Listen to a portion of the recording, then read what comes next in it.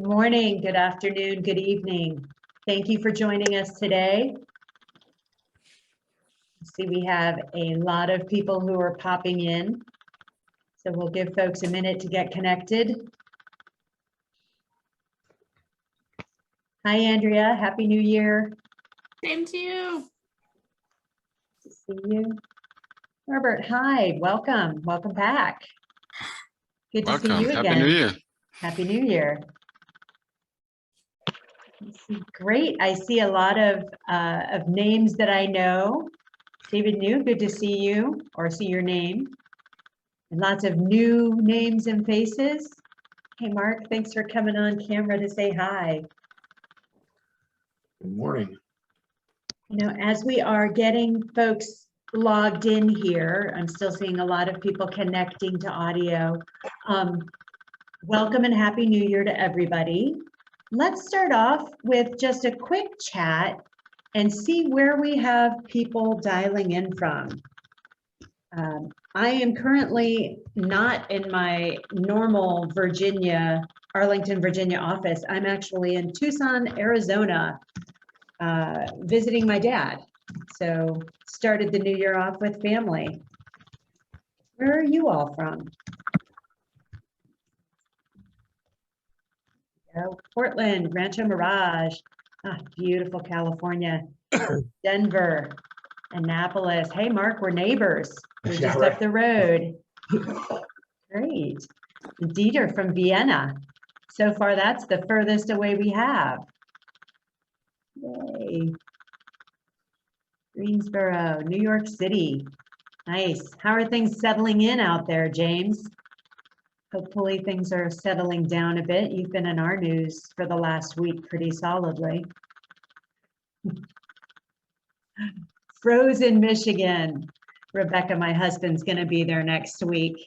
I'll be laughing as he's calling me to tell me how cold it is, and I'm out here at 70 degrees.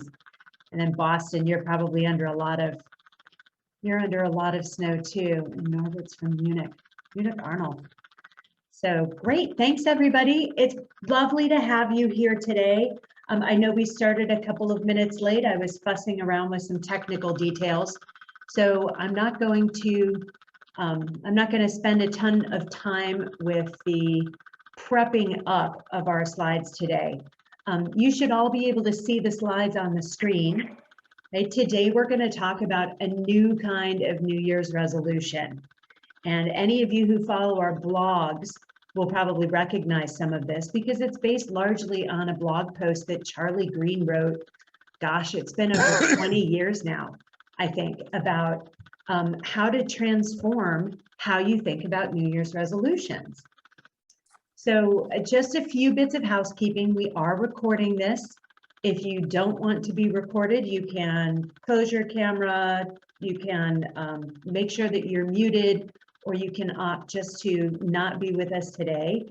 The presentation is going to be about 30 minutes, and then we'll have about 15 minutes for discussion. Although we have a fairly intimate group, so I have no problem talking as we go through the slides if you have questions or want to share some of your insights with us. You will get links to the recording, the presentation deck, and some additional resources on Thursday. So today's Tuesday. In 2 days, we'll send that out. If you are game, please turn your cameras on. Love to see everybody's faces. It's a new year. We're starting in a new era, continuing with the Zoom. And throughout, we're going to be using both polling features and the chat features. So do pay attention. I'll call to your attention when I'm going to ask you to engage more actively in the conversation. As always throughout, if you have a question, you can raise your hand either physically and wave it if you have your camera on, or use the hand raising feature in Zoom, or you can just type it into the chat. And my producer, Vicki Turley, Vicki, say hello or pop yourself on real quickly. Vicki's here to help us in the background with any technical challenges, and she'll be monitoring the chat. Most of all, I hope that you enjoy our time together this morning. I know I always enjoy meeting with you and talking with everybody. So Trusted Advisor Associates, in case any of you are here for the first time and don't know who we are, We are an organization basically of people who feel very passionately about increasing trust in professional relationships. We've been doing this for more than 20 years. You can see here the 3 books that have been authored or co-authored by our founder, Charlie Green, and our partner, Andrea Howe, who's on the line with us today. And in addition to publishing the books, we have workshops, webinars. These free webinars, we also have public webinars that are available for pay that go deeper into the content, and a robust online learning center. So it's just by way of telling you that this isn't our first rodeo, and please bring to the conversation your own views on trust and trust building. It really enriches the conversation for everybody. Anyone who doesn't know me personally, if you haven't participated in one of these before, I'm the CEO of Trusted Advisor Associates. You can read for yourselves my background, my pedigree, if you will, or my curricula vitae. I've come from a background of consulting up through sales and sales management and client management in a large global IT outsourcing firm. My education is here. Let's see, let me give you something a little more personal about myself. I already mentioned that I'm here in Tucson, Arizona with my father. I'll be here for a few months as we help him through stabilizing some of his household during the aging process. And let's see, when I'm not working and not here, one of my favorite pastimes is sailing. And my husband and I actually spent a year in the Caribbean learning professionally how to sail, and then lived on a sailboat for almost a year down in the Virgin Islands. So I'm missing the days of fun in the sun right now in the middle of winter. And with that, let's launch right into this. You know, it's the new year, and what a new year it's been. I had to laugh. I was looking back at the webinar that we did last January, and looking at the marketing material that we sent out for that. And I realized that I was so full of hope in 2021 about how we were finally through 2020 and 2021 was going to be a really fantastic year. Well, I'm carrying that same optimism into 2022, right? So how many of you have made your own New Year's resolutions? And just by a show of hands, either physically if you're on camera, or use the hand raising feature, which you should find down in your control bar. So let's see, what do we have here? So it looks like a few of you. Not everybody's big into making New Year's resolutions. Interesting. I wonder what's behind that. For those of you who do have New Year's resolutions, go ahead and pop up that chat window.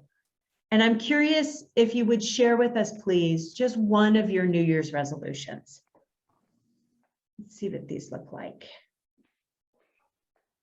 Not where I mean to be. I'll share one of mine.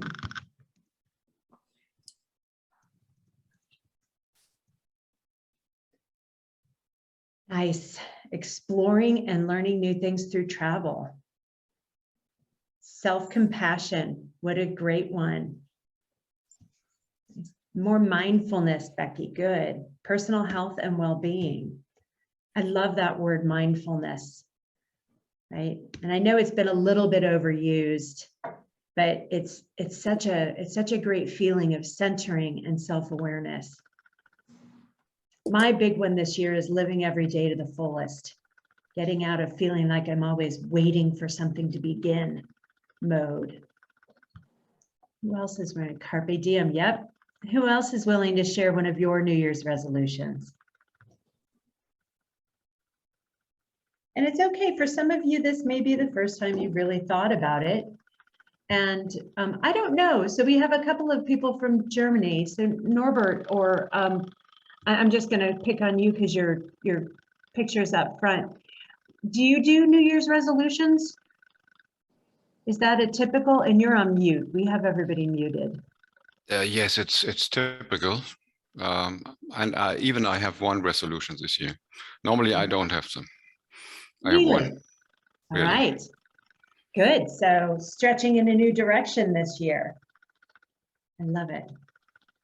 All right, now I'm going to ask you all a little bit more about, for those of you who do keep resolutions, and we'll do this one, it's a little more anonymous. We're just going to use an anonymous poll.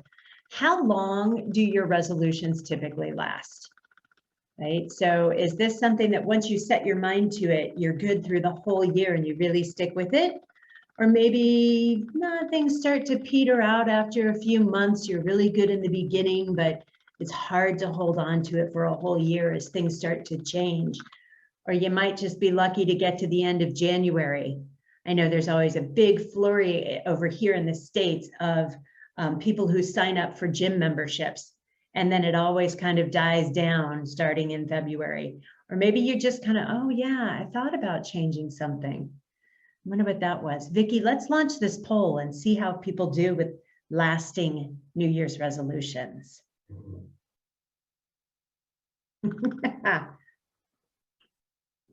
The first two out of the box are really, really widely opposed. Yeah, so starting to peter out, lucky to get to the end of January. So it looks like we're still getting some responses in. Let's give them, say, 5 more seconds to respond to this so we can see. All right, Vicki, go ahead and show what the results are. So for most of you, about half of you, you managed to keep it going through at least the first quarter, right? And that's pretty good. Those for whoever it is that manages to keep it all year long, congratulations. That is really a feat. And I'm kind of down in the camp between the last two, lucky to get to the end of January. And boy, what was it that I said I was going to do differently? So we certainly have a wide range, but it looks like about half of you keep it going for about the first quarter. So I want to share with you this little bit of fun facts. 80% of New Year's resolutions fail by the second week of February. Most people, the vast majority of people who make a New Year's resolution don't even get 6 weeks into the year, right? And that's got to be frustrating, and it's doubly frustrating because when we put our mind to something new and we can't do it, it's almost a double whammy blow to our self-esteem. So let's take a quick look into why it happens this way. And there are two main reasons. The first one is that most New Year's resolutions are seated in dissatisfaction, right? It is something that we want to change about ourselves. We want to lose weight. We want to quit smoking. We want to drink less. We want to exercise more. So it starts off with a negative focus. I have to fix myself. The fact that we're making it as a New Year's resolution kind of increases that importance of it, right? It is, for some reason, because it's a New Year's resolution, it takes on more gravitas than a goal that we set at any other time of the year, simply because we want to change things. And finally, when we think about that dissatisfaction, because most of our resolutions are focused on self-improvement, here's something that I dislike about myself that I want to change. It can lead to a dangerous trap of self-obsession, right? And for those of you who are familiar with our trust equation, that self-orientation that sits down in the denominator, that's a really powerful factor of trust. When we're so focused on ourselves, we find it hard to get the space to focus on other people. And that can really draw down on the trust in our relationships. Now, the second main reason that resolutions fail, and any of you can do a Google search, so I'm not going to go into all of the goal-setting challenges and ways that we can make things a habit. You can do your own research on what other people think about why resolutions fail. When we think about it in the context of trust, to me, the second most important reason is that we aren't ready to make the commitment, right? So either, again, it's this arbitrary date. It's January 1st, therefore I have to do something different. We've done none of the self-preparation that we would typically do if we were taking on a goal in a more mindful way, right? So usually if we think about changing something in our lives, we take stock. We baseline where we are today. We think about all of the things that have to change, and we start preparing. Anyone who's changed your eating habits, you know, the first thing you do is not just change what you're eating, it's go in and look at the cupboards and clear out all of that food that you don't want to be eating. Same thing with exercising. If you're going to start exercising, you do some research. You find a gym that you want to go to. You look into the classes. There's a natural sufficiency of preparation that we do to make sure that we're successful. Most people between 12:50 at night on the 31st and 1:10 or 12, I guess 11:50 at night and 12:10 in the morning on the 1st haven't had time or opportunity to do that preparation. And then the third thing has to do with priorities, right? Again, the resolutions tend to fall in a vein that is around self-improvement. And so it's easy to say, I'm going to go to the gym 5 days a week when we're thinking of our resolutions after a couple glasses of champagne at midnight on New Year's Eve. But when reality sets in, we have to think harder about how does that fit into the amount of time I spend at work, the amount of time I spend with my family, right? Do I like the atmosphere of the gym? Would I rather work out in private versus in a room full of people? So the competing priorities, what do we need to do with our days? What do we want to spend our time doing versus what we're hearing externally is where we should focus. These are the two main reasons why resolutions fail. And then if you think about it, it compounds. Once we fail to keep our resolutions, that just makes us more self-conscious, and it makes us feel worse about ourselves that we weren't able to keep our resolutions.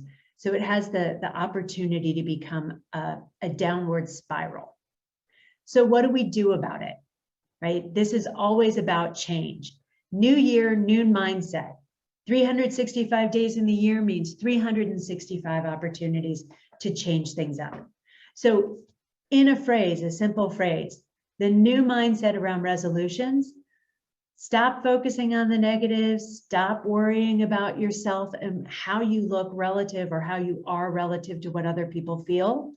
And whether you're doing it today versus down the road, focus on what's good and then pay it forward. Right? Happy people, optimistic people, there are studies that show this, are more likely to succeed in their tasks than people who are pessimistic or feel like they have a low probability of success. So focus on the good and pay it forward. That simple mindset change can really shift the resolutions that you make. Now, I'm going to go through 5 New Year's resolutions. And as we go through this, I invite you to grab a sheet of scratch paper, write it down. I'm going to ask you to share with us what you might resolve to do in each of these areas. These are 5 New Year's resolutions that are based on focusing on the good and paying it forward. So we're out of the self-improvement. I need to be better at this. I need to do less of that. And we're into the positive side. And as I go through each of these, consider how you might resolve to do more or do differently in each of these areas. So the first one, an attitude of gratitude. Start by being grateful for what you already have.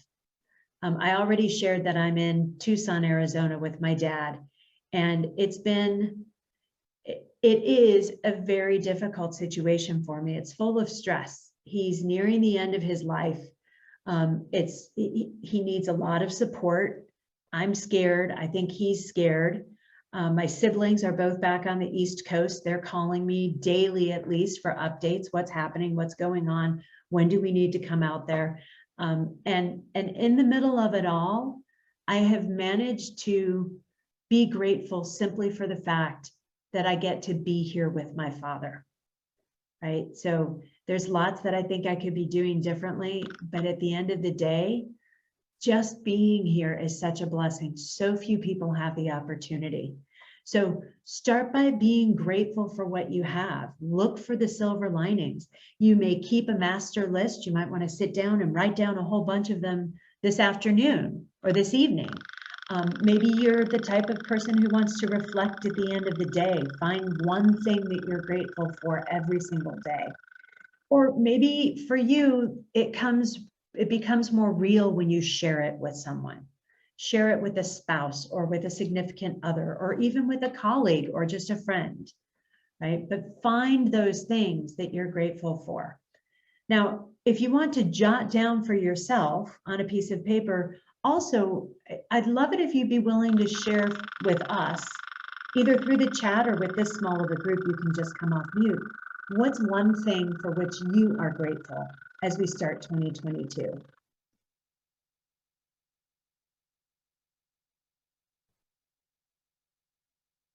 Nice. Andrea, thanks for posting that, the 5-minute journal. What a great sounding workbook. It's quick and doable. Especially the 5-minute part. Yeah. It's funny how busy we all seem to be now that we're working from home.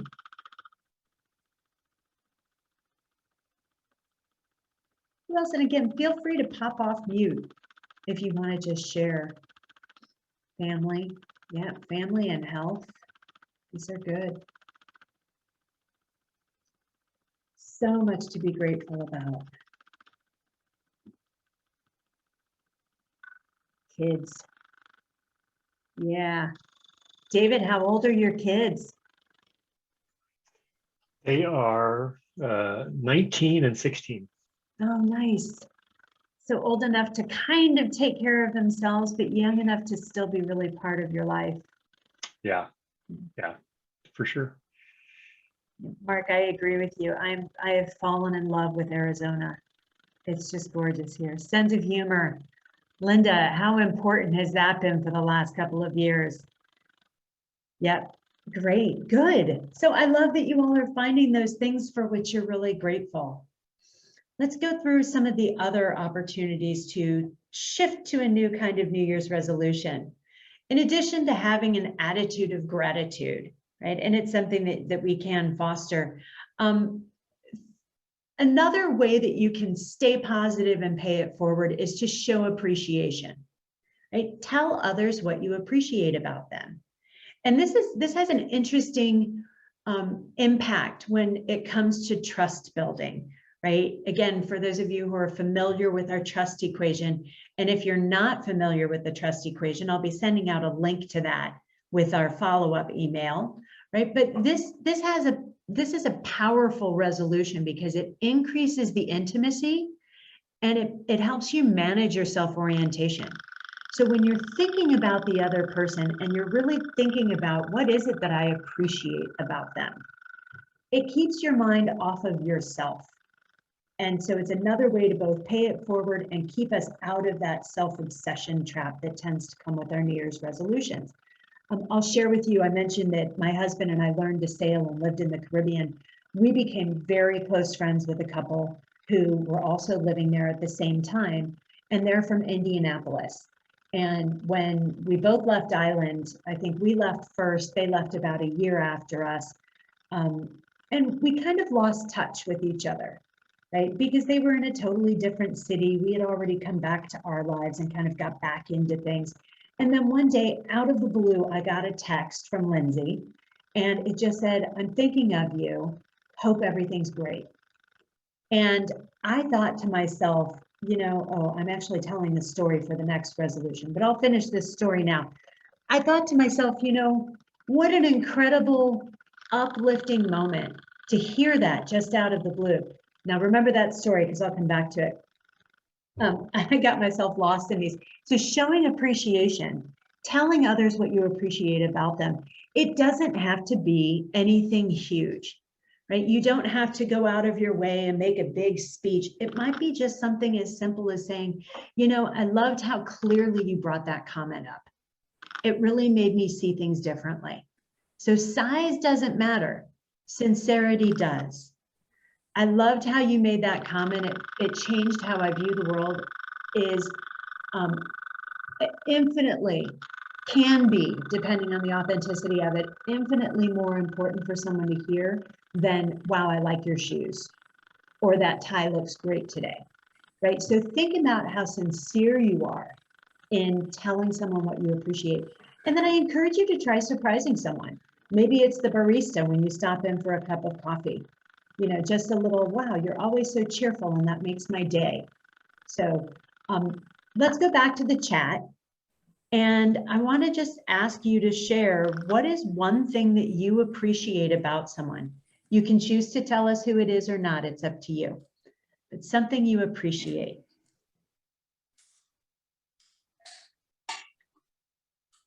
Yeah, Leah, we will send the recording out along with the presentation deck. Thanks for joining us today.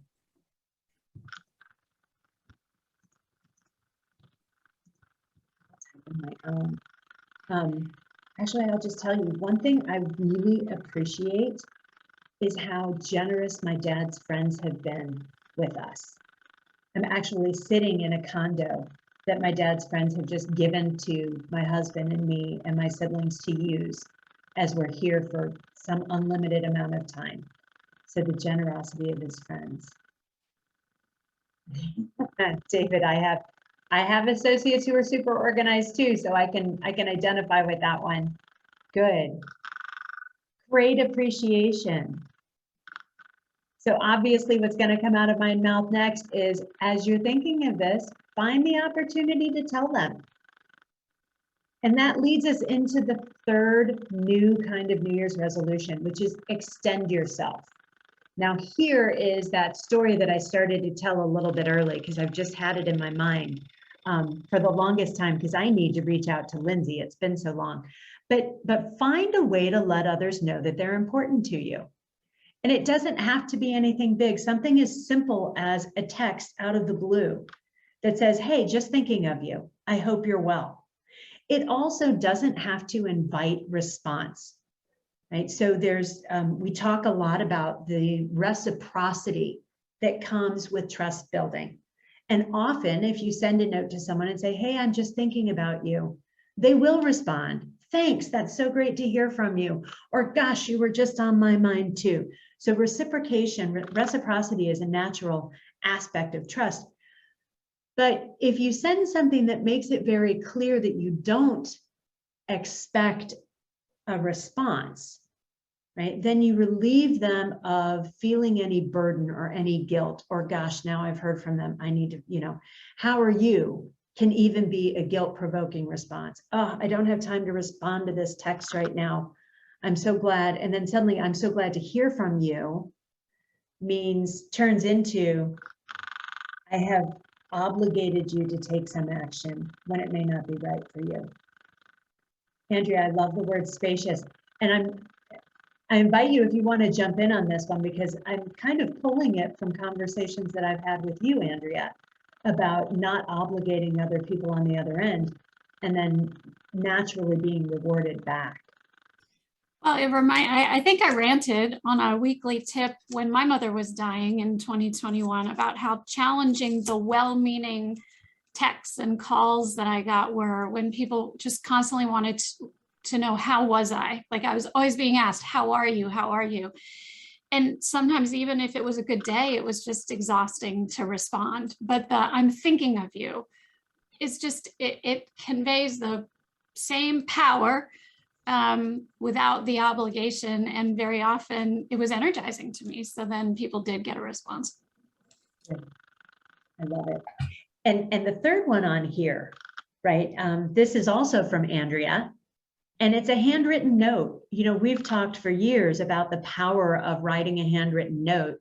And when it comes to especially professional relationships, often we don't have someone's home address. So one of the impacts of this whole pandemic has been we've lost the ability to physically connect in a meaningful way using addresses. Before, we could always send something to somebody's business address. Andrea, you had a tip. It was about 2 months ago, I think. And it was a great one. And that is, you can handwrite a note, take a picture of it, and email it to the person. So it doesn't matter if you have their address or not, but you still are demonstrating that you think of enough of them to make the effort of putting literal pen to paper. Person who inspired that, by the way, because I was the recipient of it, happens to be on this webinar. I'll let that person decide if they want to reveal themselves or not, but I just wanted to acknowledge I didn't make that up. I paid that message forward. I love that. Love it. So you see the life that these things can take on when you're paying it forward. So think to yourself, and again, if you want to come off mute and chat or just put it in the chat, who's someone that you can reach out to? How can you extend yourself to someone professionally or personally? I know another thing, and I feel like I'm making this into the Andrea hour suddenly, so forgive me, I'm going to put you on the spot again. But one of my favorite exercises that Andrea does when she leads trust-based selling courses is to call a client that you haven't connected with no agenda, that you haven't connected with for a significant amount of time. So someone that you haven't been in touch with in, say, a year. Call them and phone call, not shoot an email out, right? It takes a little courage and some risk taking, but give them a call with no agenda. So maybe think of somebody that you haven't been in touch with for a while.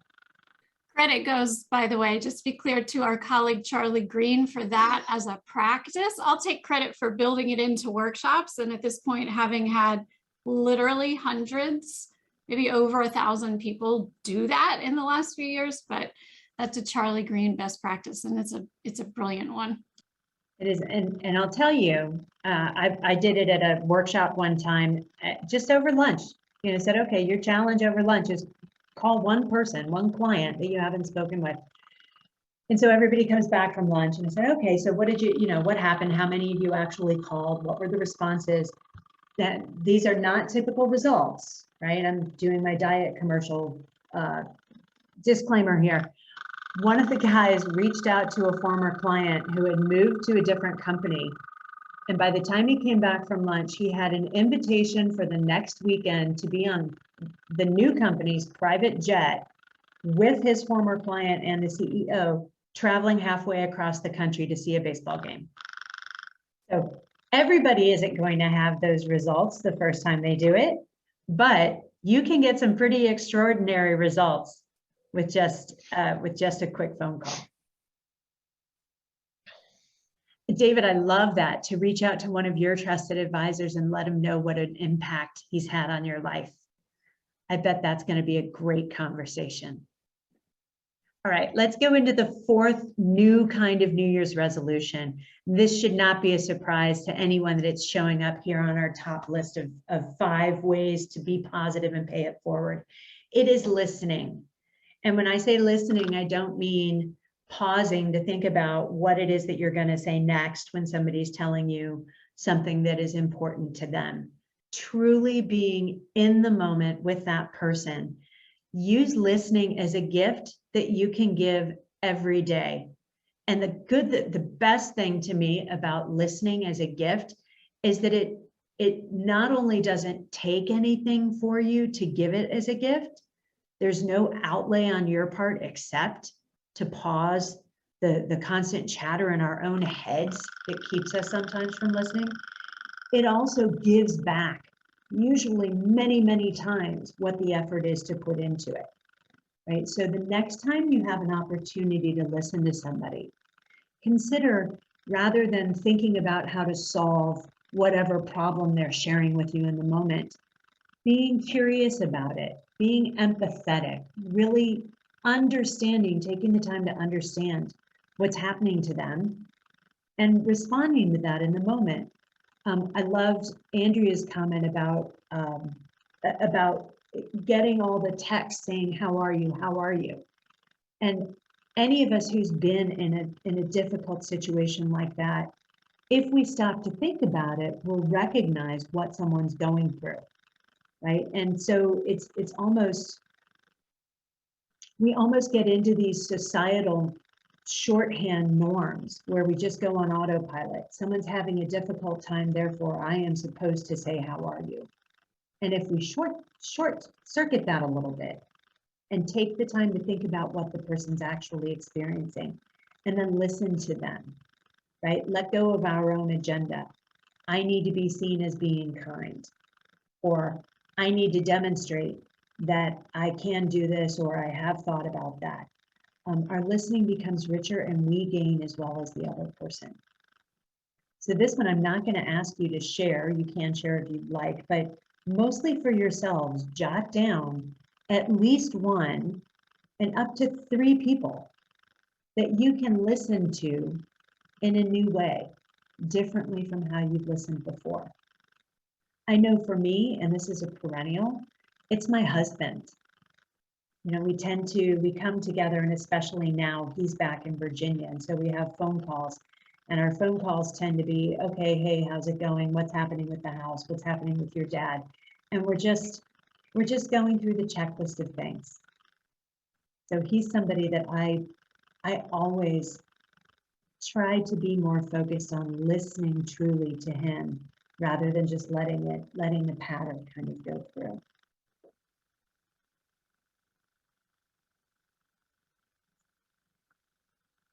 Nice. All right, our final of our 5 New Year's resolutions. And this is kind of back on us, right? So I had to throw one in there. I thought about using be kind to yourself as this one. But then I thought about, you know, this struggle that we tend to have around what's most important for us and what we're hearing around us from society, from our colleagues, from our corporate culture about what should be important to us. And I think that it's valuable as you're refocusing on the positive and being ready to pay it forward, to think about what really matters. You know, when we talk about our trust creation process, which is how to build trust in a conversation, we talk a lot about engaging and listening, right? To really make sure that we understand what's important to the other person, and then framing. And framing is getting to the real root of the problem, making sure that we've dug deeper. For any of you who have a consulting background, a lot of deductive reasoning, I think it's deductive reasoning. There's going to be a scientist who will tell me if I'm wrong on the call. But kind of keep digging, the 5 whys or fishbone diagramming. It's all about getting to the true root cause. One of the main reasons that we fail to commit and follow through on resolutions is because they often aren't what's really important to us. And so our brains, without us even being aware of it, just say, you know what, not important. I'm going to pack that off and not act on it. But again, that becomes a struggle for us. So one way to make positive New Year's resolutions that you can keep is think about how you really want to spend your time and energy. What's important to you, not what are other people telling you is important. 5 years from now, how important is it going to be that you got that email out, that you did that new video that you wanted to make and post on your website, right? Versus whatever else is top of mind for you. And then finally, just being your own most authentic self, right? Finding that piece of you that is who you want to be in the moment and expressing that, bringing it forward, being that person for everybody. So the last thing I'm going to ask you to jot down or think about is something that's really important to you that you've been ignoring or putting off because you don't feel that it's important enough. And give yourself the permission to do that. All right, we're coming up on the end of our time together. So let's do another poll. Hey, Vicki, let's just pop up that poll. And I want to hear from you. Which of these new resolutions will you try? Now, you only have the option to choose one. So even if you're going to try more than one, just what's the one that's really most important for you? Great.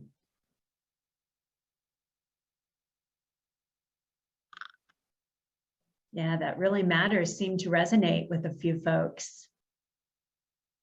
Good. All right, let's give people 5 more seconds to respond. Don't overthink it. All right, Vicki, let's show the results. Focusing on what really matters came out way ahead of everything else. It's more than everything else combined, but it looks like there's a good smattering. So I'm going to take that as a sign that something in here reached each and every one of you. I hope so. I'm going to move on. I have one more bonus for you. And this actually was raised by a friend of mine. It's an invitation to a different way to think about resolutions. And rather than making one resolution at the beginning of the year, it's 52 weeks, and I've couched this in trust, right? So here's our trust equation. 52 weeks in the year, 52 cards in a deck of cards. Coincidence? I don't know, but we're going to take it. 4 suits in a deck of cards. There are 4 factors of trustworthiness: credibility, reliability, intimacy, and self-orientation. So the bonus resolution, 52 weeks of trust, is to do this. Take a deck of cards that you don't mind not being able to use to play cards again, shuffle them really well, and then assign each of the 4 suits to one of the factors of trustworthiness. So clubs could be credibility, reliability could be diamonds, intimacy could be hearts, and self-orientation could be spades, right? Shuffle it up really well, and then every week, pick a card and commit to something in that area of building your own trustworthiness. Now, as a bonus, when we send out the email on Thursday, I'm going to put together a list of 13 ways to increase trustworthiness in each of these 4 areas. So if you want to take this on, you can choose something off of that list, or you can choose to do something on your own. But I toss it out there just as one more way to think about how you can have a new kind of New Year's resolution. All right, with that, I think we're into the questions. I know we're close to the end of our time here. So as we're looking for questions and giving you a chance to think about it, I do want to ask, just what's your biggest takeaway? Open up that chat and let me know what resonates with you. What are you going to think about 6 months from now around a new kind of New Year's resolution? Go ahead and put those in there.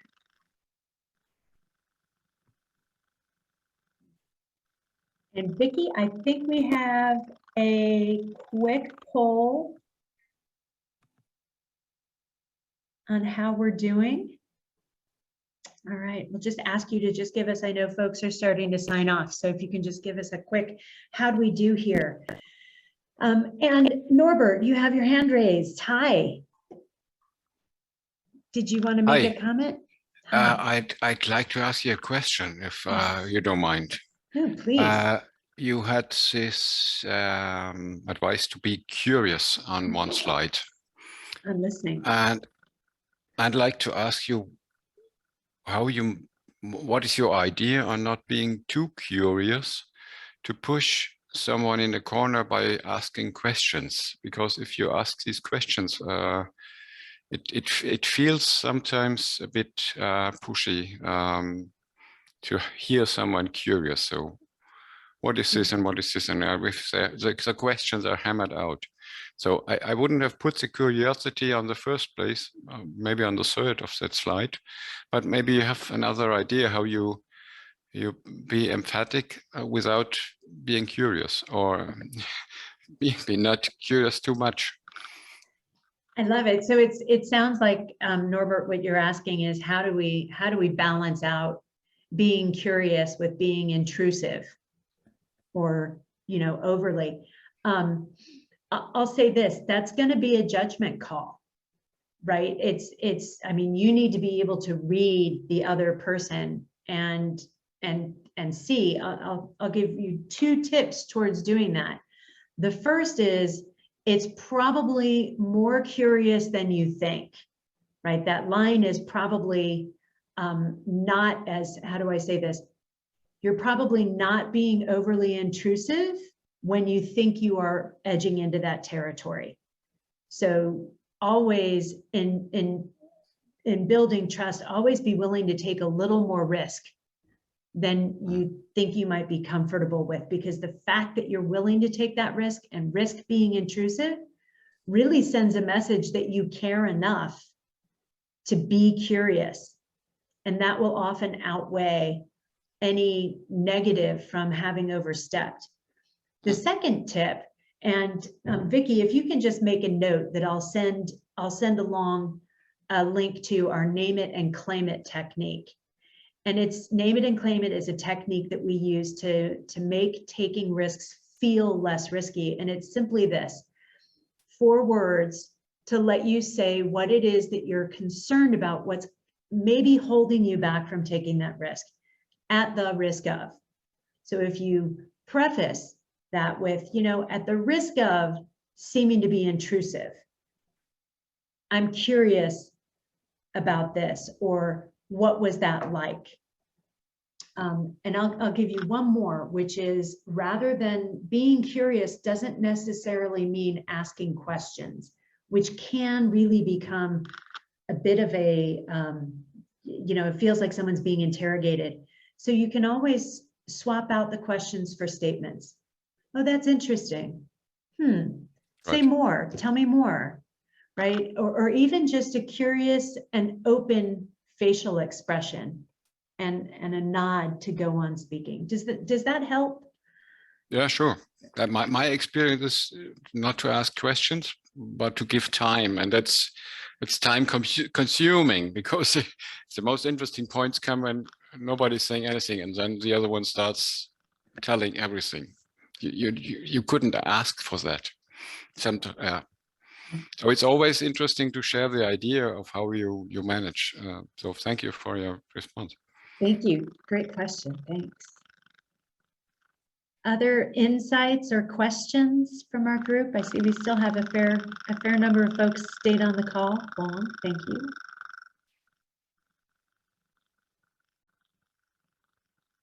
All right.